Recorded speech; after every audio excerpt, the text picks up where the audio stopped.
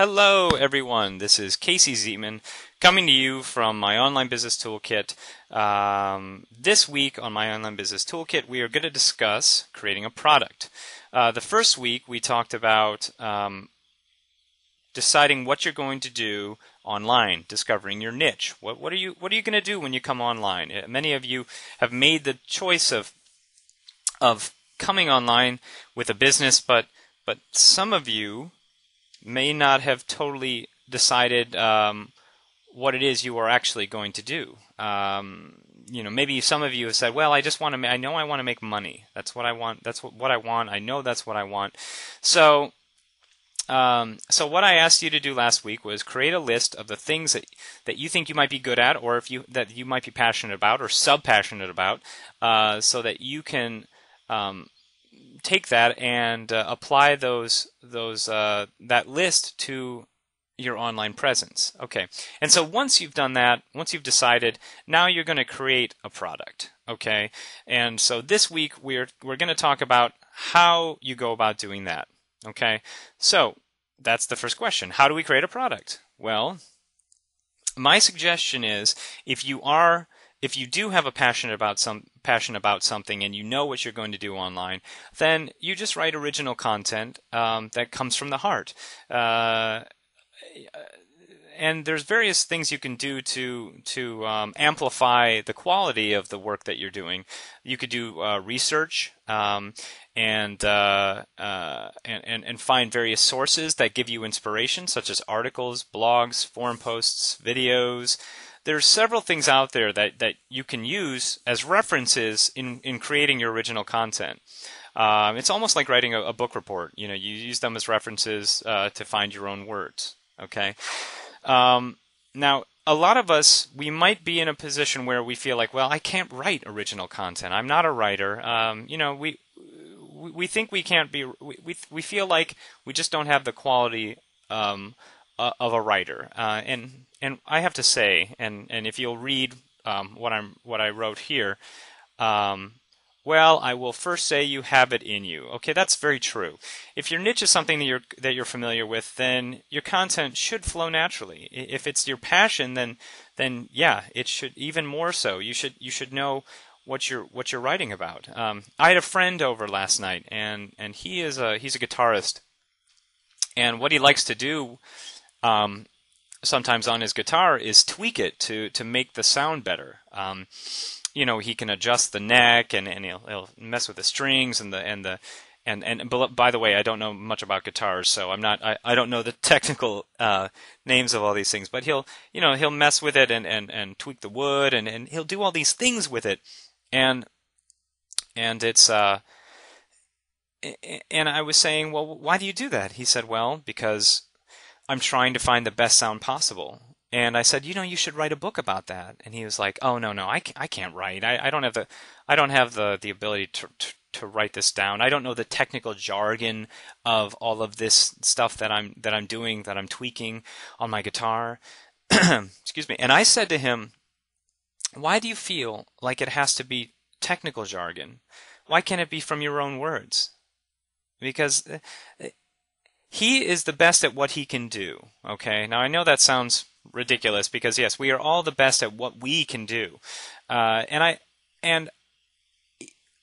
there's a larger meaning in that. If you are good at something, all you have to be is as good as you are, and then allow yourself to express how good you are, or the quality the level of quality that you're at, because other people are at that same level.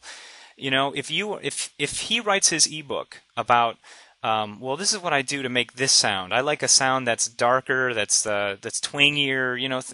Once he's making descriptive things like that, and he says, I go in and I adjust the neck and I use this kind of screw.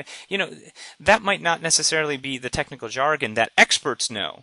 But there are people out there that at his level that are going to understand his words. And I told him that. I said, you can write anything because they're coming from you, and you're going to have an audience that understands you. Okay? Because we all have people that are at our same level. Okay? No matter what that means. Okay? So I told him that he can write it. He has the ability. We all have the ability. So anyway, let me move on. And I'm sorry. I feel very passionate about that we all have the ability to create something. And when we tell ourselves we can't, it's just ourselves getting in the way of our own abilities. So, okay, I'm going to back up a little, because if you are truly stumped about your product, or if you are someone who maybe doesn't have something passionate that they know they want to create online, well, there are tools out there that can help you to create a product. If you just can't seem to wrap your mind around creating it. Okay, so creating it yourself. So here, these are the various resources. PLR, okay, or resale rights product. Now, what is PLR? PLR is a private label. It stands for private label rights. It grants you the right to use content written by someone else as if it were your own. You can modify it or rewrite the material any way you like. You can insert your own name as the offer, and you can resell. You can sell it back, the material, to others. Okay. Now, oftentimes PLR is free. I've seen free PLR out there, but you know what? Free PLR is, in my opinion, it's not going to be the best content available to you. If you really want good content, content that you can use, you should. It's going to cost you something. Usually, it costs like $5 for a decent pamphlet of good content material. And you know, the reason that you want to maybe purchase your content is your PLR is because your audience is intelligent. Your audience is going to realize when they're getting something that's not of good quality. So, you know, that's what you want to offer your audience. You want to offer them something good. So generally, you're going to have to pay for it. So we're going to move on. The next resource we're going to talk about is public domain. Now, public domain is when a copyright has expired, and anything before 1922 is considered public domain. And it's a really powerful resource depending on what your niche is. So if your niche is something like the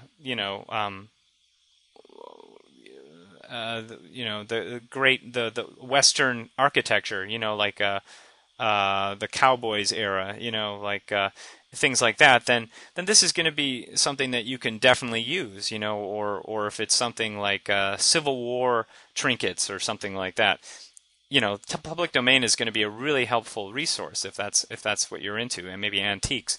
But now, if you have a website that's designed that's talking about the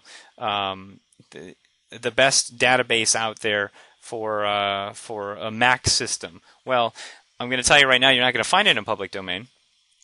So public domain is really wonderful for particular niches, and I really recommend you taking a look at it, because it definitely can help out with a lot of different things. And here's some resources, website resources, for discovering. Actually, let me go back. I want to talk about a couple different things. Oh yeah, here we are. Okay, PLR.